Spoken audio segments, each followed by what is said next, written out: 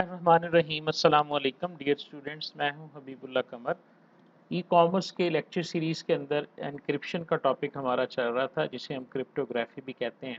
और हमने इसके 2 लेक्चर इससे पहले स्टडी कर लिए थे जिसके अंदर हमने एनक्रिप्शन और उसकी टाइप्स के बारे में बात की थी। हमने देखा था कि जो किसी भी ऑर्गेनाइजेशन के अंदर जो डाटा की सिक्योरिटी होती है, ई कॉमर्स की सिक्योरिटी होती है, उसके लिए सबसे पहला जो सॉल्यूशन है वो टेक्नोलॉजी सॉल्यूशंस होते हैं। और टेक्नोलॉजी सॉल्यूशंस के अंदर सबसे पहला तरीक़ाकार जो है इंटरनेट कम्युनिकेशन को प्रोटेक्ट करने का, वो हमारे पास जो है वो एन्क्रिप्शन है। एन्क्रिप्शन जो है वो इंश्योर करती है इंटेग्रिटी को, नॉन रेपुडिएशंस को, ऑथेंटिकेशन को और कॉन्फिडेंशियलिटी को। ठीक है जी। इसके बाद हमने देखा था कि हमारे पास पब्लिक की इंक्रिप्शन क्रिप्टोग्राफी होती है, पब्लिक की क्रिप्टोग्राफी। इसके अंदर हमने 1-2 तरीके जो हैं वो पढ़े भी थे पब्लिक क्रिप्टोग्राफी के। सबसे पहले हमने ये वाला तरीका पढ़ा था जिसके अंदर हम ये कहते थे कि सेंडर जो है वो रिसीवर को अपनी पब्लिक की मदद से जो है वो अपने मैसेज को साइफर टेक्स्ट में चेंज करके सेंड करता है, और जो रिसिपिएंट होता है वो प्राइवेट की के साथ जो है ये सिमेट्रिक की हमने पहले पढ़ा था। और उसके बाद हमने पब्लिक की एन्क्रिप्शन का पहला तरीका ये था जिसमें पब्लिक और प्राइवेट दोनों कीज़ को यूज़ किया जाता था। एनक्रिप्ट किया जाता था मैसेज को पब्लिक की मदद से और डिक्रिप्ट किया जाता था प्राइवेट की मदद से। ये पहला तरीका था। दूसरा तरीका हमने पढ़ा था जिसे हमने पब्लिक की एन्क्रिप्शन में ये देखा था कि हम पब्लिक की के ज़रिए उसे एनक्रिप्ट करेंगे और प्राइवेट से करेंगे। फिर हमने ये वाला तरीका पढ़ा था जिसे हमने हैश डाइजेस्ट का नाम दिया था। हैश डाइजेस्ट के अंदर हमने ये देखा था कि हम 7 स्टेप थे इसके, कि हम अपने पहले एक हैश फंक्शन लगाएंगे। एन्क्रिप्शन के बने बनाए फंक्शंस हमें मिलते हैं, उन फंक्शन के ज़रिए हम हैश डाइजेस्ट जनरेट करेंगे और इस हैश डाइजेस्ट को फिर पब्लिक की के ज़रिए एनक्रिप्ट करेंगे और फिर उस पब्लिक की को जो है वो सेंडर की प्राइवेट की के ज़रिए एनक्रिप्ट करेंगे। तो इस तरह 2 कीज़ लगाकर इसे हम डिजिटल सिग्नेचर कहते थे और हम भेज देंगे। और जब ये रिसीव होगी तो उल्ट तरतीब के साथ पहले सेंडर की पब्लिक की, यहाँ पर रिसिपिएंट की पब्लिक की थी, यहाँ पर सेंडर की और फिर रिसिपिएंट की, और इस तरह ये वाला होगा। आज हमारा जो तीसरा तरीका है उसे हम कहते हैं डिजिटल इनवैलप। डिजिटल इनवैलप भी एक पब्लिक की क्रिप्टोग्राफी का ही तरीका है, लेकिन इसमें आप देखें कि हम थोड़ा सा चेंज करते हैं। ये ज़रूरत हमें क्यों पेश आती है? जो सिमेट्रिक की एनक्रिप्शन होती है ना, जो यानी पब्लिक की, एक तो पब्लिक की और प्राइवेट की वाला मेथड है ना, एक इसके अलावा था सिमेट्रिक की एनक्रिप्शन वाला। सिमेट्रिक की एनक्रिप्शन जो है ये फास्टर है as compare to public key encryption. यानी जो हम ये वाला तरीका पढ़ के आ रहे हैं, ये फास्टर वे नहीं है, ये स्लो है। अगर जो डॉक्यूमेंट आप सेंड कर रहे हैं वो डॉक्यूमेंट बड़ी होगी तो एनक्रिप्शन में और डिक्रिप्शन में काफ़ी सारा वक्त लगेगा। तो स्पीड और परफॉर्मेंस को बेहतर करने के लिए एक तरीकाकार और भी है पब्लिक की क्रिप्टोग्राफी का, जिसे डिजिटल इनवैलप कहा जाता है। डिजिटल इनवैलप में होता क्या है कि आप अपने मैसेज को सिमेट्रिक सेशन की के ज़रिए जो है वो एनक्रिप्ट करते हैं, फिर उसे आप पब्लिक की जो रिसिपिएंट की होती है उसके ज़रिए आप चेंज करते हैं, यानी उसके बाद फिर डिजिटल इनवैलप बनता है। इसमें होता बेसिकली ये है कि जो पब्लिक की होती है, जो सिमेट्रिक की होती है ना, इसकी स्पीड जो है ये फास्टर है। ये देखें लिखा हुआ है कि सिमेट्रिक की जो है, सिमेट्रिक की कंप्यूटेशनली फास्टर होती है पब्लिक की से। और इसी तरह इसे हम रिसिपिएंट के ट्रांसमिशन लाइन्स के ऊपर जो है ना, बस ये इसका नुकसान है कि सिमेट्रिक की को हमें ट्रांसमिट करना पड़ता है ओवर द कम्युनिकेशन लाइन। हमें बताना पड़ता है अपने सेंडर या रिसीवर को कि ये मेरी सिमेट्रिक की है, इसके मुताबिक तुमने इसे कोड या डिकोड करना है। ये इसका नुकसान था, लेकिन फ़ायदा इसका ये है कि ये पब्लिक की के मुकाबले में कंप्यूटेशनली फास्टर है। तो इस प्रॉब्लम को, इस फ़ायदे को हासिल करने के लिए और इसके नुकसान को मद्देनज़र रखते हुए एक तरीकाकार बनाया गया। वो तरीकाकार क्या है? वो तरीकाकार ये है कि पब्लिक की एन्क्रिप्शन को और सिमेट्रिक की को इकट्ठा यूज़ किया जाता है। कैसे यूज़ किया जाता है ज़रा देखिएगा इस डायग्राम में। ये आपका ओरिजिनल मैसेज है और ये आपकी सिमेट्रिक की है। सिमेट्रिक की को पब्लिक की के ज़रिए एनक्रिप्ट किया जाता है, मैसेज को नहीं किया जाता। ये आपकी ओरिजिनल मैसेज है, सुन लीजिएगा ध्यान से। इस की को हम चूँकि इसी ने ओवर द लाइन कम्युनिकेट करना होता है, हम इस की को इनक्रिप्ट करेंगे। इस की को छुपाएँगे पब्लिक की के ज़रिए और जो की बनेगी उसको हम मैसेज के ऊपर लगाएँगे, तो इसे हम डिजिटल इनवैलप का नाम देते हैं। ठीक है?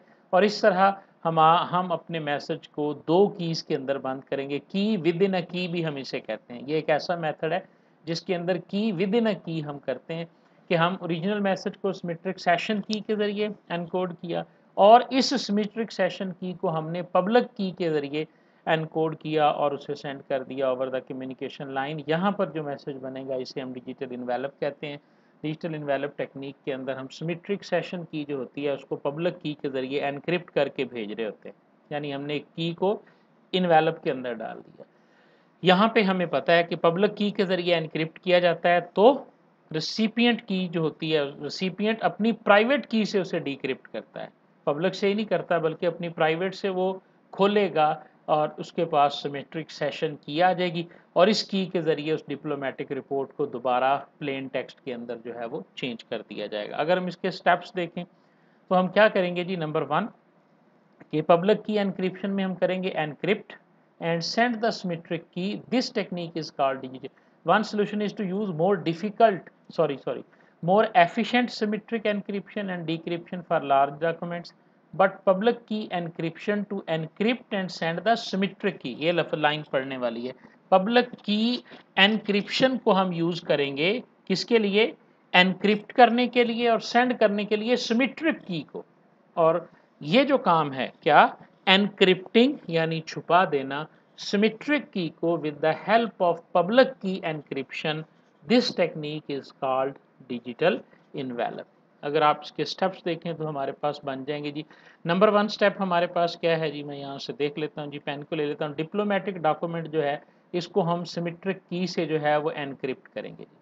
सिमेट्रिक की चूंकि फास्टर होती है तो मैंने क्या कहा, बड़ी डॉक्यूमेंट होती है तो जब हम उसके ऊपर एनक्रिप्शन लगाते हैं तो पब्लिक की चूंकि स्लोअर होती है तो उसमें तो देर लग जाएगी। तो सिमेट्रिक की फास्टर है, हमने उसके ज़रिए से जो है ना वो चेंज कर लिया। अब मसला सिमेट्रिक की का क्या था कि सिमेट्रिक की हमें भेजनी पड़ती है क्लाइंट को, जिसके पास हम भेज रहे होते हैं ना उसे सिमेट्रिक की हमें बतानी पड़ती है। अब अगर आप मैसेज भी भेज रहे हैं और उसकी की भी साथ भेज रहे हैं, समझ आ रही है ना, तो वो की तो इंटरप्ट हो सकती है, रास्ते में बंदा जो है ना वो मैसेज को भी पकड़ेगा, की को भी पकड़ेगा और उसे खोल लेगा।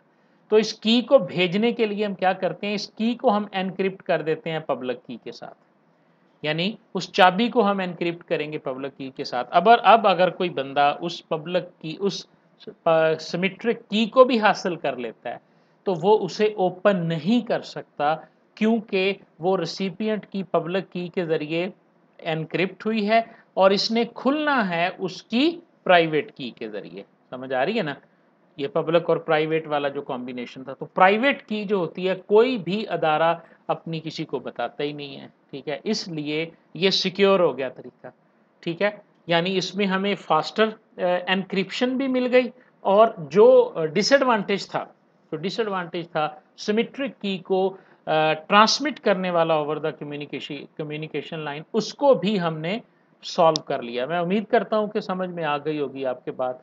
हमने पब्लिक की को एनक्रिप्ट कर दिया, इसको हमने डिजिटल इनवेलप कह दिया। अब इनक्रिप्टेड रिपोर्ट और वो डिजिटल इनवेलप, यानी रिपोर्ट तो हमारी इनक्रिप्टेड हो गई और डिजिटल इनवेलप में सिमेट्रिक की जा रही है जो पब्लिकली एनक्रिप्ट की हुई है, इसको सेंड कर दिया जाता है। रेसिपिएंट जो है सबसे पहले तो प्राइवेट की को लेता है और डिक्रिप्ट करता है सिमेट्रिक की को।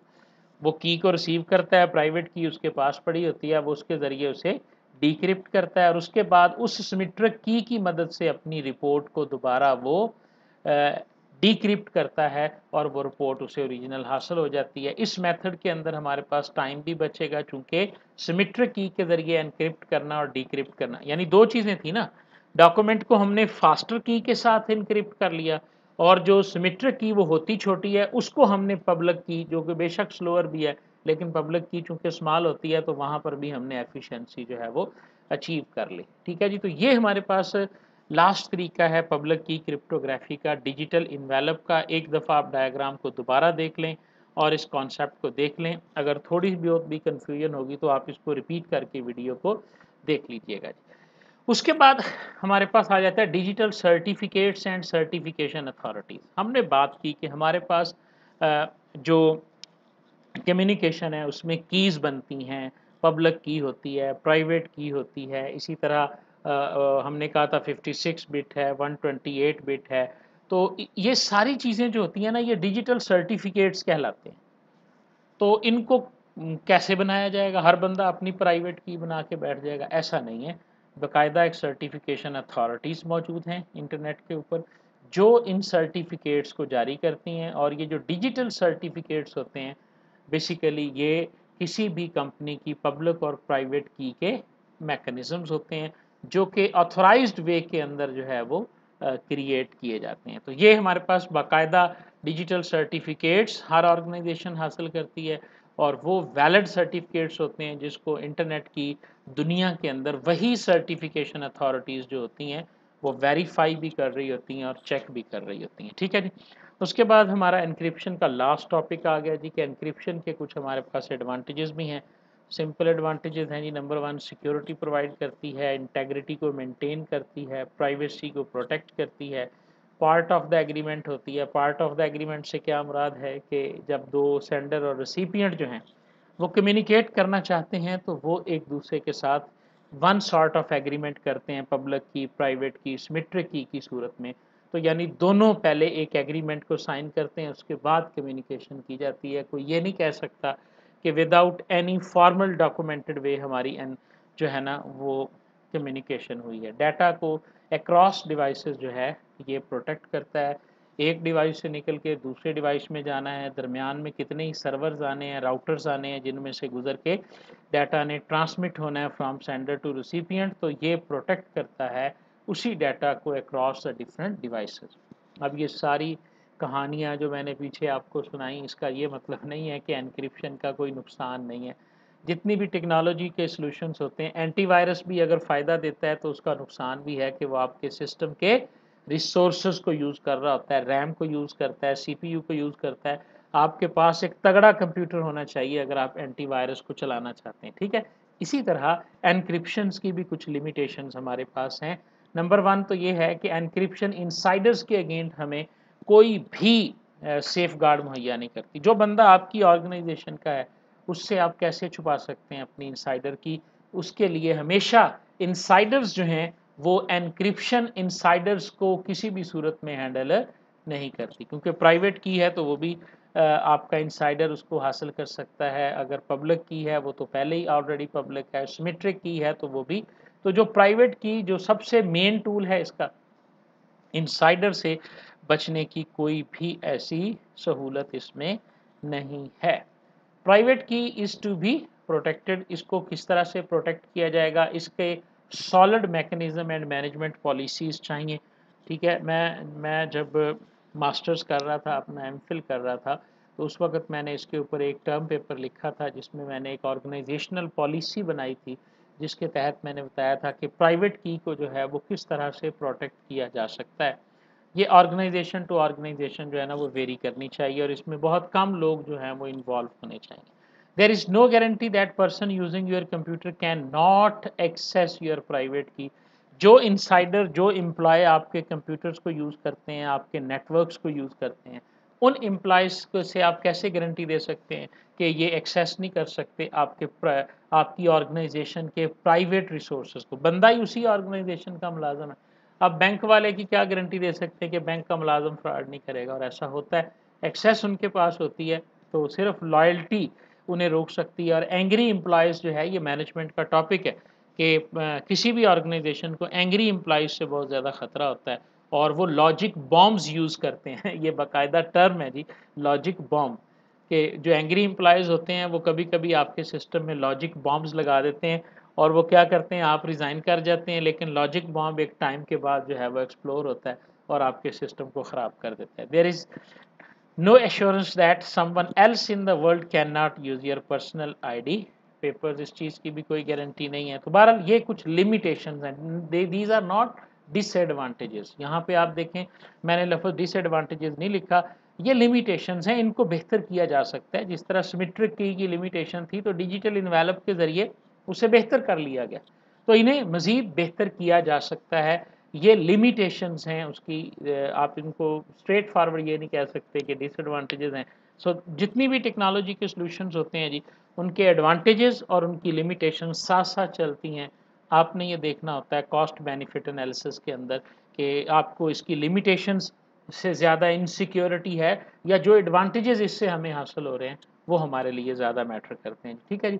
तो ई कॉमर्स का चैप्टर मीट लाउडन का source, thank you very much. Encryption का टॉपिक हमारा कंप्लीट हो गया कि हम ओवर द कम्युनिकेशन अपनी इंफॉर्मेशन को किस टेक्नोलॉजिकल सॉल्यूशन के साथ इसे सेव कर सकते हैं। ये जितना कुछ हमने एनक्रिप्शन के बारे में पढ़ा है जी, मोस्टली ये होता है, कोई भी एग्ज़ाम ऐसा नहीं होता ई कॉमर्स का जिसके अंदर एन्क्रिप्शन से रिलेटेड क्वेश्चन जो है वो एग्ज़ाम में इंक्लूडेड ना हो। Thank you very much and best of luck. अल्लाह हाफ़िज़।